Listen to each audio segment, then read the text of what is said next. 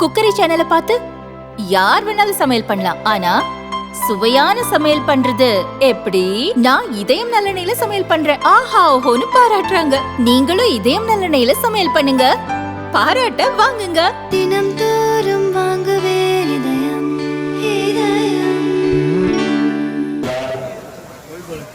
தமிழ்நாட்டில் தனிப்பெரும் சமுதாயம் வன்னியர் சமுதாயத்திற்கு கேரளாவிலே ஈழவ சமுதாயத்திற்கு இடஒதுக்கீடு போன்று தமிழ்நாட்டில் வன்னியர் சமுதாயத்திற்கு 20 விழுக்காடு இடஒதுக்கீடு வேண்டும் என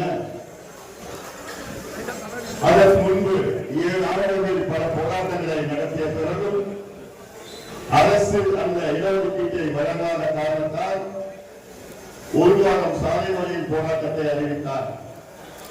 அன்று முதல் நாள் அன்று காவல்துறையினர் போராடிய சொந்தங்களை கண்மூடித்தனமாக தாக்கி துப்பாக்கியால் சுட்டு கடுமையாக தாக்குதல் காரணத்தால் அன்று முதல் நாள் அன்று 21 தியாகிகள் உயிர் நீத்தார்கள்.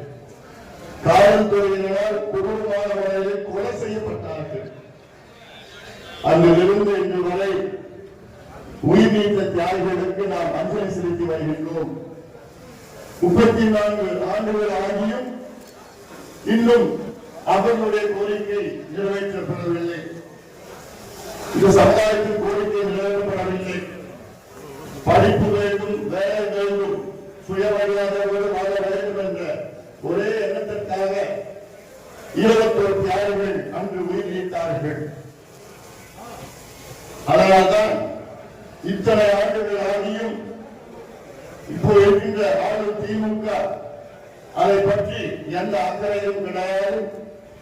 வன்னியர் சமுதாயத்துடைய வாக்குகள் மட்டும் வேண்டும், அவர்களுக்கு கொடி பிடிக்க வேண்டும், கோஷம் போட வேண்டும், சமுதாயம் முன்னேறக்கூடாது என்ற நோக்கத்திலே முதலமைச்சர் ஸ்டாலின் அவர்கள் தெளிவாக இருக்கின்றார்கள்.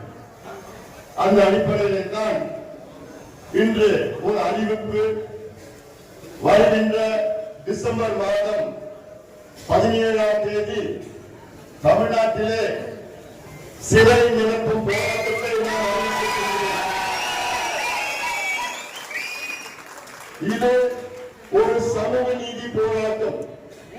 தமிழ்நாடு முழுவதும் நம் கட்சியை சார்ந்தவர்கள், நம் துணை இயக்கத்தை சார்ந்தவர்கள், பொதுமக்கள், இதற்கு ஆதரவு கொடுக்கின்ற அத்தனை பேரும் சேர்ந்து அறவழியிலே நாம் எல்லோரும் கைதாக வேண்டும். நோக்கம் கேரளாவில் கொடுக்கின்ற ஈழவ சமுதாயத்தில் கொடுத்த அந்த 14 விழுக்காடு இடஒதுக்கீடு போன்று தமிழ்நாட்டிலே வன்னியர் சமுதாயத்திற்கு முதல் தவணையாக 15 விழுக்காடு இடஒதுக்கீடு கொடுக்க வேண்டும் என்ற நோக்கத்திலே வருகின்ற டிசம்பர் 17ஆம் நாள் குறைந்தது 5 லட்சம் மக்கள் சிறைக்கு சென்றார்கள்.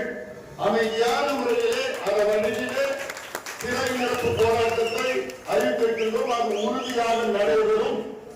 இதற்கு காரணம் உச்சநீதிமன்றம் தீர்ப்பு வழங்கி 1267 நாட்கள் ஆகிறது இன்று வரை.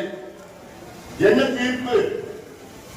தமிழ்நாட்டில் வன்னியர்களுக்கு உள் ஒதுக்கீடு கொடுக்க இல்லை தனி ஒதுக்கீடு கொடுக்க எந்த தடையும் இல்லை என்று தெளிவான தீர்ப்பை, ஜட்ஜ்மெண்ட், ஃபைனல் ஜட்ஜ்மெண்டை உச்சநீதிமன்றம் கொடுத்திருக்கிறது. அதை கொடுத்தவுடன் பல முறை முதலமைச்சர் ஸ்டாலின் அவர்களை ஐயா அவர்களும் நானும் எங்கள் கட்சியுடைய மூத்த நிர்வாகிகளும் பல முறை சந்தித்தோம், அமைச்சர்களை சந்தித்தோம், அதிகாரிகளை சந்தித்தோம், பிற்படுத்தப்பட்ட ஆலை தலைவரை நான் சந்தித்தேன். அத்தனை முறை அழுத்தம் கொடுத்தோம்.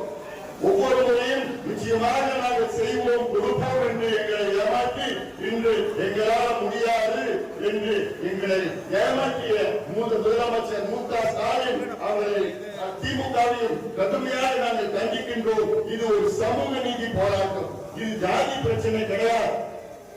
இவ்வளவு காலமாக போராடி கொண்டிருக்கின்ற ஒரு சமுதாயத்தை முன்னேற்ற வேண்டும் என்ற ஒரு எண்ணம் இல்லாத திமுகவும் முதலமைச்சர் ஸ்டாலின் அவர்களை கடுமையாக நாங்கள் கண்டிக்கின்றோம். இவர்களுக்கு சமூக நீதி பற்றி பேசுவதற்கு தகுதி இல்லை. இன்னைக்கு தந்தை பெரியார் அவருடைய பிறந்த நாள். அப்படிப்பட்ட சமூக நீதி நாள்.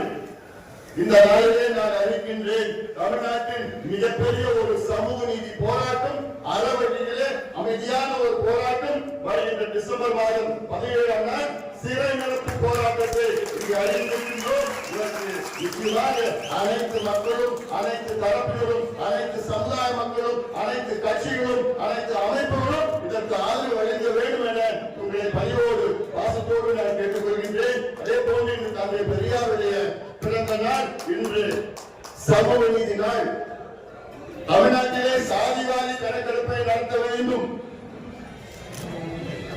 மற்ற மாநிலங்களில் கணக்கெடுப்பு நடத்தி முடித்துவிட்டார்கள். தமிழ்நாட்டுக்கு எந்த சட்டம் பொருந்துமோ அதே சட்டத்தின் கீழ் கர்நாடகாவுக்கு பொருந்தும், ஆந்திராவுக்கு பொருந்தும், தெலுங்கானா, பீகார், ஒடிசா, ஜார்க்கண்ட் அத்துணை மாநிலங்களும் அதே சட்டத்தின் கீழ் தான் அவர்கள் எடுத்து முடித்துவிட்டார்கள். அன்னொன்று தமிழ்நாட்டிற்கு இன்னும் முக்கியமான ஒரு காரணம் இருக்கிறது. உச்ச நீதிமன்றத்திலே தமிழ்நாட்டின் 69 விழுக்காடு இடஒதுக்கீடு ரத்தாகின்ற ஒரு சூழல் இருக்கிறது, வழங்கிருக்கிறது. கணக்கெடுப்பு தமிழ்நாடு நடத்தவில்லை என்றால் தமிழ்நாட்டில் உள்ள 69 விழுக்காடு இடஒதுக்கீடு உச்ச நீதிமன்ற நீதிபதிகள் ரத்து செய்து விடுவார்கள். அந்த பயம் கூட இல்லாத முதலமைச்சர் ஸ்டாலின் அவர்கள், அந்த ஒரு சின்ன எண்ணம் கூட இல்லாத ஒரு முதலமைச்சர் ஸ்டாலின் அவர்கள் திமுகவை மக்கள் புறக்கணிப்பார்கள். நிச்சயமாக சமூக நீதியின் விரோதி மட்டுமில்லை திமுக, சமூக நீதியின் விரோதி திமுக.